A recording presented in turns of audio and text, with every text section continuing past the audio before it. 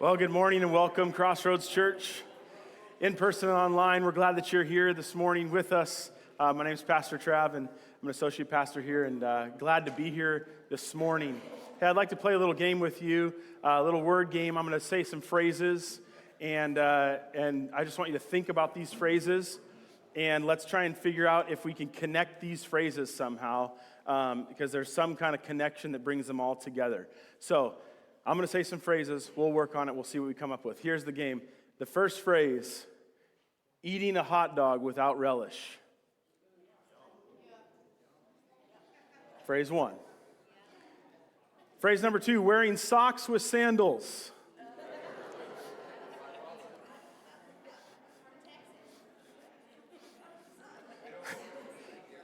Phrase number three,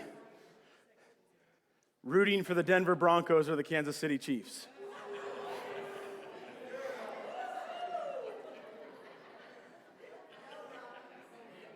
All three of those things are connected in some way, shape, or form.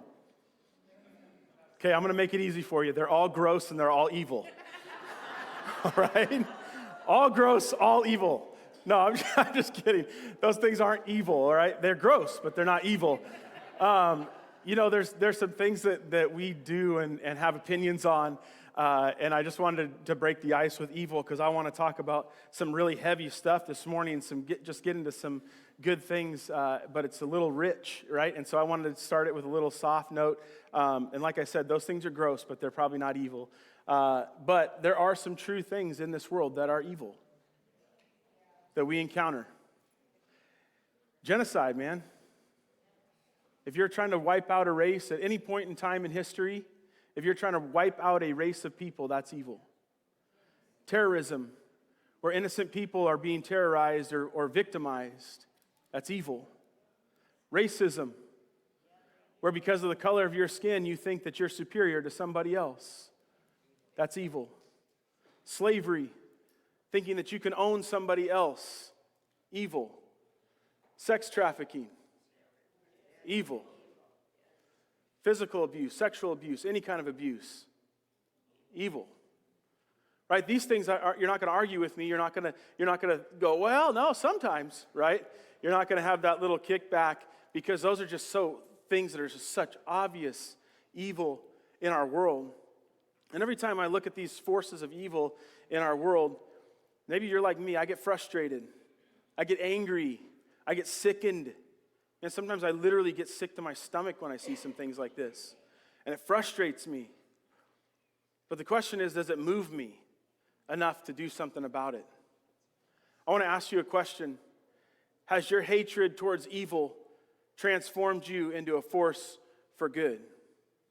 Let me say it again. Has your hatred towards evil transformed you into a force for good? Heavenly Father, I ask that you would just be honored in this conversation. God, that the words that you would speak to us, that as we dive in and look at your word, Lord God, that you would challenge us, transform us, and change us in Jesus' name. Amen.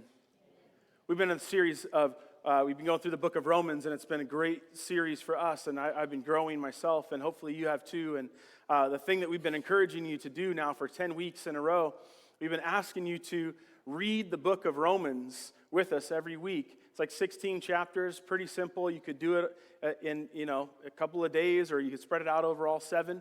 But I encourage you, if you haven't started doing that yet, jump in now and start reading Romans. We're almost done with this series.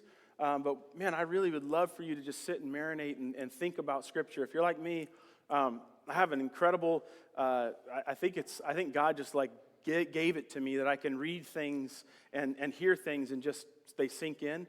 But oftentimes, for some reason, and I know why, because the devil wants to combat that, but when I read the Scripture, all of a sudden, I'm like, I got to read it like 4 or 5 times in order to understand it or sink it in or let it lock in. And so repetition is good in those sense. But anytime I see this problem or we see a force of evil or a big question, my first response then is this: what does the Bible say about it? Because the Bible has outlasted you and I for sure, and it's outlasted all these isms, is like what I like to call them, and they've been around for a long time in different shapes and forms. And the Bible does actually have something to say about it. In Romans 12, verse 9, it says this: love must be sincere. Hate what is evil, cling to what is good. he says a couple other things that we're going to get back to in a minute, but then at Romans 12:21, a few verses later, he says, do not be overcome by evil, but overcome evil with good. So Romans is a letter written by the Apostle Paul, and he's trying to help the church in Rome, and he's basically giving them doctrine, theology, words to live by, right? And so he's telling them, he's instructing them in this first one in verse 12, or chapter 12, verse 9. I want to show you a couple of things in this. In our language, we say it, and if you can flip back, that'd be great, Deanna. In our language, we say, love must be sincere. That's what you're supposed to do when you have a period, okay? Hate what is evil, cling to what is good, right? And I already asked for permission in the first service that Miss Clark would forgive me for reading it like this, but this is what the Greek originally wants it to sound like. Love must be sincere, hate what is evil, cling to what is good. There's actually no pause or disconnect in that phrase whatsoever. Now, when we translate things, we have to put it in the way that we speak and that we read, obviously. But in the original context of that, all three of these lines are connected into one thought. And he's saying love must be sincere, and basically saying in order to do that, we have to hate what is evil and cling to what is good. And I think there's an important thing that we need to get out of the bag right now, and just so we can understand it. Paul uses very clear language. He said, hate what is evil, cling to what is good. You guys are like, I'm not into language as much as you are, bro. Get with it, right? But he says this because evil and good are not subjective things. They exist regardless of how you feel. Let me say that again so you get it. Evil and good are not subjective. They exist regardless of how you feel about it. See, we could say, oh, well, I really like this. Doesn't make it good. I could also say, hey, I really don't like this, or I hate this. Doesn't make it evil. Because evil and good are not subjective. They exist outside of you. John Piper says it this way. Pastor, theologian, man of God, says, good is not what you want to be good, and evil is not what you want to be evil. Liking something does not make it good, and hating something does not make it evil. I love this part. There is reality out there. And then there's you. That reality is good or evil. You don't make it good or evil. That's some pretty powerful stuff just in and of itself right there. Because oftentimes we live in a culture where people are finding their own truth and deciding what's good and deciding what's bad or what's evil based on their interaction with something or their feeling towards something. And then they deem it, oh, well, I feel this way, so it must be. But see, we know that good and evil existed all the way back in the Genesis account of creation. God tells Adam and Eve what? He says, hey, you can go in the garden, you can live this life. Everything I've created is good for you, and it's awesome, and you should enjoy it. And if I were naming animals, man, I would have probably got more creative. But that's a different message, right? But he says one thing. He says, do not eat from the knowledge of the tree of good and evil. That existed outside of Adam and Eve. It didn't matter what they felt like or what they experienced or how they interacted with it. The knowledge of good and evil existed outside of them. So there is good and there is evil. Now, this is the tough part because I look at Scripture and I see Paul says, well, yeah, of course, if you're going to love sincerely, if you want to love without hypocrisy is another way to say that, then you have to hate what is evil. So let's define evil because that's helpful, right? And evil is a lack of goodness. It hurts others and it dishonors God. That's your marker for what is evil. Okay, I could list the isms and the things and all those other pieces, and you could come up with a better list than I could because you have more time for that than I do. But the fact of the matter is, lack of goodness hurts others and dishonors God is evil. Regardless of how you and I feel about it. Regardless if you and I like it or don't like it or whatever, that is evil. Now we get the big ones, the isms, the murder, right? We get those like, oh yeah, that's evil. And everybody in here, you're like, yep, that's evil. We know it. We know evil exists outside of ourselves. But what about like lying? What about like cheating on your taxes a couple months ago? Uh-oh. That's a lack of goodness right there. Right? There's some little ones. What about gossip? I'm saying that's the definition of evil. Sometimes we'll call it sin. Sometimes we'll put other labels on it. But this is what Paul is saying is those are the things that we must hate. Hate in that language is apostoguntes. That's my best shot. That word definitely means to abhor, be disgusted with, or loathe. That's some strong, strong words. We teach our kids, hey, careful what you say when we hate things. Right? I hate fill in the blank, right? Be careful with that. Because that word is the same thing, to abhor, to be disgusted with, to loathe something. It's a deep internal meaning. But Paul here is saying, hey, but hate what's evil. Please. He's instructing it. He's saying, hate what's evil. Now, some people that were really clever came up with a phrase a while back. I don't know exactly when it originated, but they would say, like, hey, love the sinner but hate the sin, right? And so people got caught on a little bit, and then the problem was that people were like, hey, don't use that anymore because Christians, you suck at that. Sorry for saying it that way. Christians, you're not good at that. Because all of a sudden, we forgot about the loving the sinner part while we were hating the sin part. That's what happened. We thought, oh, well, that's evil. That's sinful. That dishonors God. That hurts other people. Oh, so we should hate that because that's what the Bible says. And then you're right. We should hate anything that separates us from God. But we should love the sinner. And so I want to put it to you this way before we talk about hating what's evil. And I want you to just do this exercise with me to detach this thought of sin versus the sinner. I want to put it this way. An oncologist studies and figures out their life goal is, I hate cancer so much that I want to, or they want to get paid, but let's go with this option, right? I hate cancer so much that I want to find a cure for it. I want to find a treatment for it because I hate the results of the cancer in the patient. I hate what it does to the patient that comes into my office. Now, I don't know, I don't sit in every doctor's office, but I highly doubt that the oncologist has a patient walk in that has cancer and says, I hate cancer and I also hate you. It sounds so stupid when I say it out loud, right? Like, of course they wouldn't say that. But they hate what the cancer does to the person. That's why they've devoted their whole life to find a cure, to find a medicine, to find something that will help stop the effects of that evil in the person's body. But they don't hate the patient. That's a model that Jesus gave us over and over again. They caught a woman in adultery, which also means they caught a man, but he was probably too powerful to name, right?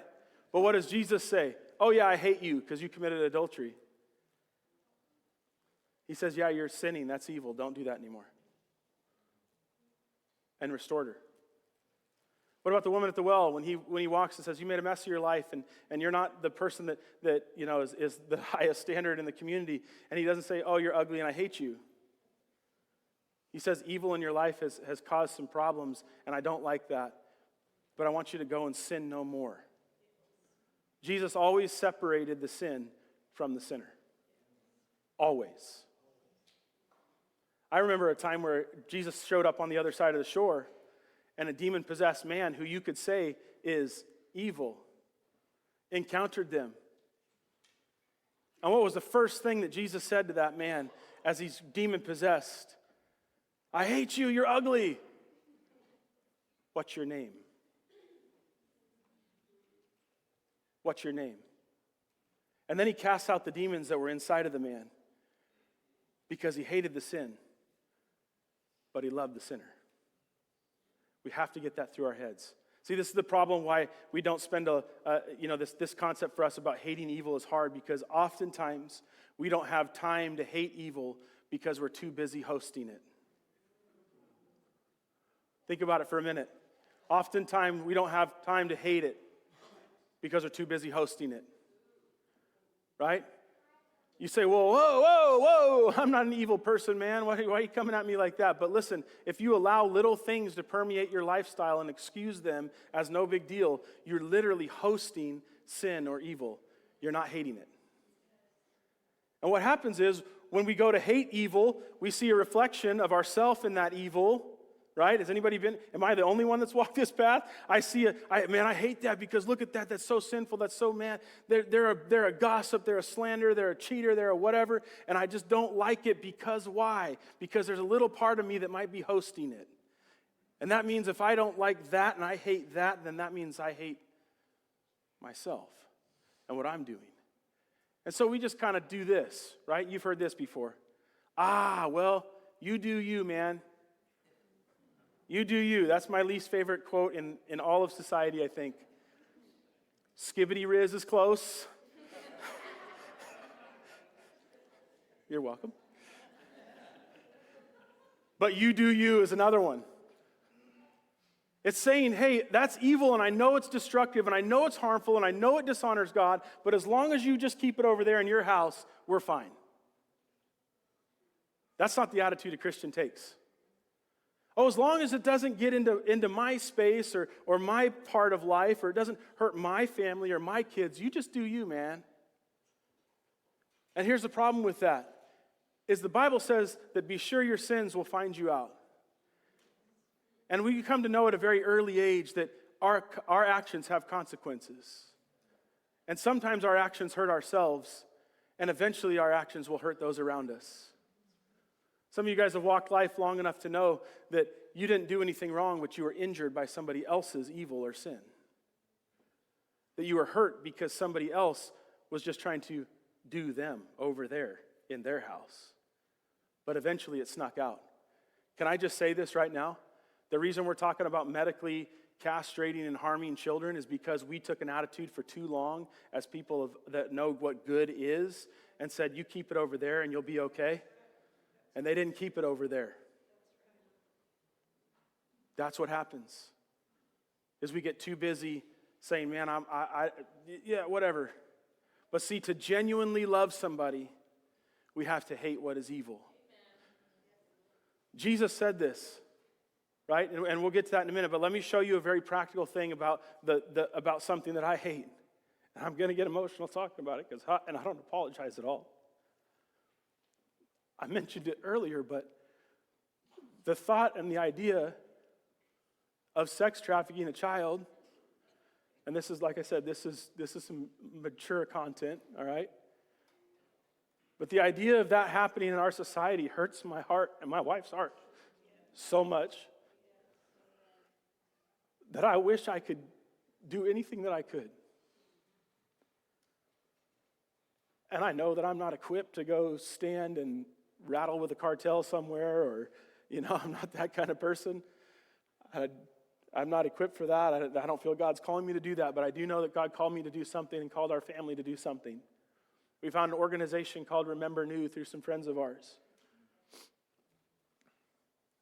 And what they do is they take these kids, and I won't say his name, but we have a child that we sponsor, that we send money to, that we help.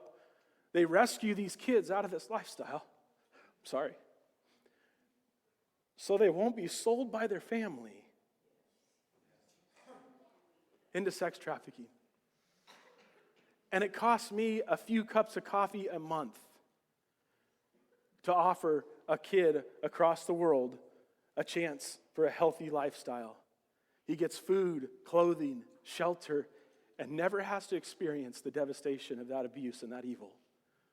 That's my story. That's our story, right? That's my family's thing. This is not a pitch for you to say, oh, hey, yeah, let's go to them and find a kid and sponsor. Hey, if that's what God tells you to do, then do it, 100%. But there's other ways and there's other things that God calls people to do that when we see evil in the world and we hate it enough that it moves us and that it changes us, we do something about it. Jesus goes to the temple in Matthew chapter 12. It's recorded that Jesus shows up for a surprise inspection. It was like the first OSHA visit, He was like, boom, you didn't know I was going to be here. Now what'd you screw up, And so he gets to the temple. And Jesus finds in the temple that was designed for prayer and worship of God, what does he find? He finds little Etsy tables of people selling their crafts and their sacrifices. Just got to sneak it in there. And what does he do? He says, oh, hey, I came to pray, but I'll be back in a minute. You guys finish your sale. He says, oh, hey, I know this was designed for prayer and what you're doing, ripping people off and charging them for sacrifice is super evil and gross and bad. But hey, just don't do that anymore tomorrow, but go ahead and finish up today. No, he didn't do that. Did he walk over to the little Etsy booth and slug the lady in the face? No, it probably wasn't a lady. He's like, you guys are ripping people off, so I'm going to beat you. Bah! No? But what did he do? We call it righteous indignation, anger. He flipped the tables and said no more. He didn't punch anybody in the face. He didn't send a sinner to hell right there on the spot. He flipped the table and said enough. That's enough. And I hope that at some point in your Christian walk that you begin to feel that. Because here's what I know, that Jesus hated evil enough to come and save a sinner like me. Because see, all the things that I have done and all the things that I know from Romans 3 when he says, for all have sinned and fallen short of the glory of God. Listen, believe me, I have fallen short of the glory of God on multiple occasions. But God hated evil enough to send Jesus, his son, to restore me to a right relationship with him. That's the kind of hate that evil that he has for it. He came to this earth to live a life. We had muddied our books with all kinds of grossness. And we had a price to pay, but God said, you know what? I'm going to send my son because I want you to have freedom from all that. I want you to have the security to know that I love you. This is a big part because, as I said, man, you got to figure out that Jesus hated the evil in the world. He hated the sin that separated people from the Father, but he loved you and me a lot. Enough to die on the cross for us.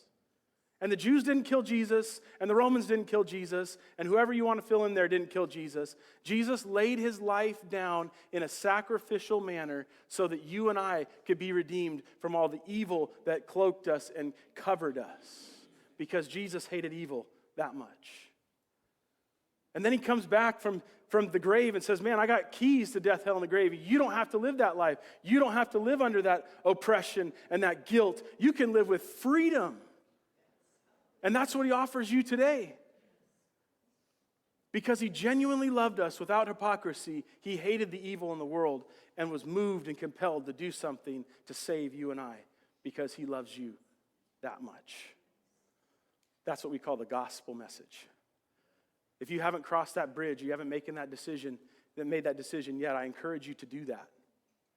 Because the next part is what I'm going to tell you. There's three things, right? Loving and being sincere and hating what's evil. But this clinging to what is good takes a Romans 12:2 approach to define what we know is good. Because the Bible tells us that a man that has been born of the flesh is only of the flesh. And you know what that means, right? Me. I think about myself. But a man that's been born of the Spirit now has the knowledge of the Spirit, right? That the Spirit now lives inside of him. Romans 12:2 says it this way, that we're not to conform to the patterns of this world, but be transformed by the renewing of our mind, so that what? That we will know the will of God, the good, perfect, pleasing will of God. So if you want to know what's good, because we can obviously identify what's evil, and we can hate it, and we can motivate us to change and do things about it, but we also have this obligation to cling to what is good. And the only way to know what's good is to be made right through a relationship with Jesus first. Say yes to him. And when that happens, he begins to transform your mind. He begins to renew the way you see things. The word good here that Paul uses is called moral excellence. It basically means good works derived from a pursuit or a life lived after God. So we know what good is because we gave our hearts to Jesus and we asked him into our hearts to have a relationship with him. Now he begins to show us what is good and pleasing and perfect. And we start to know that by his word. That's why it's important to read your Bible. We start to know that by the Spirit that impresses on us things. That's why it's good to spend time in prayer. I told you I'll get prayer and Bible reading into every sermon. It'll just happen. Just get used to it. All right? But that's how we begin to know what good is. But he also uses this word cling, kolomenoia, which sounds like Hawaiian because that's the way I'm saying it, but it's actually Greek, right? And I'm not saying it right. But cling literally means to hold fast, to embrace, or to glue to And I apologize the crassness of this, but this word is used in 1 Corinthians 6 to define a sexual union. It's not much more intimate than that. To cling to means to unite and embrace. Not just to choose it every once in a while, but to embrace it, to live it, to be identified by it, to be glued to it. Now you say, well, what are those things? I'm glad you asked, because this is where you get homework. Everybody likes homework, right? Romans chapter 12, verses 10 through 20. Paul gives a list of about 13 things that he says, hey, if you want to know what you should be doing, if you want to know what is good, you want to know how you should be living, this is what you do. I'm going to paraphrase them for you because I love you. And then you're going to go home and read them this week and ask God to change your life. He says, be devoted to one another. Honor others above yourself. Serve the Lord. Rejoice. Be patient. Pray constantly. Contribute to the needs of others. Show hospitality. Have empathy for others. Bless your enemies. Come on, man. Be humble. And unless you're Kendrick Lamar, you don't even have to sit down. Live in harmony with others. Don't repay evil with evil. Not only to bless your enemies, but here he caps it off and be like, yeah, you bless your enemies, but now you get to serve your enemies also. Because in doing so, he'll heap coals on their head. You're like, yeah, I like the sound of that. Don't let that be the motivating factor to serve your enemies. But that's what it does, right? What I want you to do is I want you to go home and look at that list, because I don't have time to develop all of those, and ask God. Say, God, what do I need to cling to on this list that I'm not hitting the mark? Where do you need to transform me and renew me? Am I loving my enemies? Am I being patient? Am I empathetic towards others? Am I rejoicing? Am I, fill in the blank? And begin to ask God, how do you transform me? How do you change me to be more like you, to be clinging to what is good?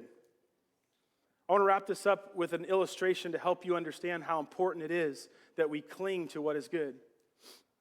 I was about 10 or 11 years old, and he was here in first service, and I called him out. But for those of you that know John DeWeber, I won't embarrass him. But he took me and his son, who was really good, my best friend at that time, Todd, out. And Todd and I were fishing, and we went to Big Creek. And if you've been to Big Creek, there's this railroad bridge that goes over the creek there. And creek, it's a large body of water, but it's not like a little trickle. But it goes into, and right as you pass that railroad bridge, it opens into the mouth of the Columbia. So it's like, whoa, It's a great place to throw things in the water and pull up really hard and see if you can catch fish. Those of you that are fishermen know what I'm talking about. There are legal ways to catch them also. But so we were out there, and we're fishing.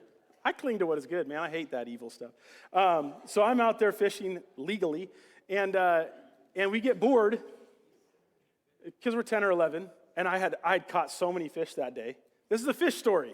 You know what I mean? I caught so many fish that day, ones that were bigger than my body. I was like, I'm done catching 75-pound salmon. Like, I'm good.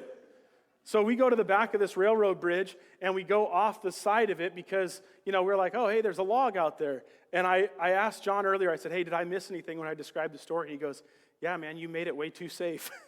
He was like, you guys were literally on a log in the river, and the log was like rolling, but just really slow. And so we were like, oh, this is cool. So we jump off of this bridge, and the water is low at this point, and so we're feeling pretty good about ourselves. We're goofing around on the log. We're having fun, and we can feel the tide changing. But we're like, we're good. We'll be all right. We got plenty of time. You guys have been there before. And I'm looking at that bridge, and I'm like, oh, yeah, we'll be good. And then like that, it seemed like the tide was out, the log was gone, and all of a sudden, Todd and I are literally clinging on the rails of this bridge, hanging. I can't even demonstrate it for you. We're hanging off this bridge. And I'm like, this is how it goes. I had 10 years, and that was great.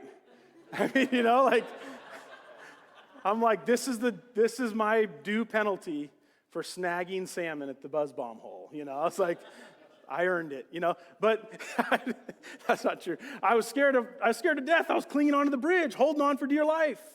And so was Todd, and we're looking at each other like, oh, dude, we're going to die. Right? And we can feel the water moving out from under us, pulling on us, so we're doing this thing too. And eventually the people that were on the bridge, thank God that John was there and a couple other people were there, they reached over and began to grab us and pull us up over this bridge. And obviously I made it. So did Todd. He's not here this morning, but he made it too. Right? But that has always stuck in my mind of what it means to cling to something. That if I let go, that could be it. That if my grip loosens or if I decide to look somewhere else or to do something else, I'm going to be off track and that could cost me. And may I just challenge you as the worship team comes forward this morning, may I challenge you to cling to what is good before the tide of evil pulls you out and under. See, too often we're grabbing for a bridge when the water is moving out from under us because we spent too much time hosting evil. And then all of a sudden it's like, oh my gosh, what do I do now? Grab it tight. Now, if you're there, keep holding on. Because the good news is, I've got a Jesus who looks a lot like John DeWeber in those moments that will come to that edge of that bridge and reach over and grab your hands and will, for sure, pull you out of that. 100% I know that because that's the promise of God in our life. But have that bit of desperation in your life to cling to what is good. That I cannot let go of this. Otherwise, the tide of sin or the tide of evil is going to pull me out. We're going to sing a song here in a minute, but I want to ask you these 3 questions. Number 1, do you have a personal relationship with Jesus Christ? If you don't, make that decision right now. Don't wait. Number 2, do you hate evil enough to do something about it? If you're like, man, I don't know, I'm starting to get pretty upset, I'm starting to do that, then my prayer for you is that you would go home and you would ask God, say, God, give me a vision or a dream. Show me my remember new. Show me my avenue of how you engage this battle against evil. And number 3, do we cling to what is good?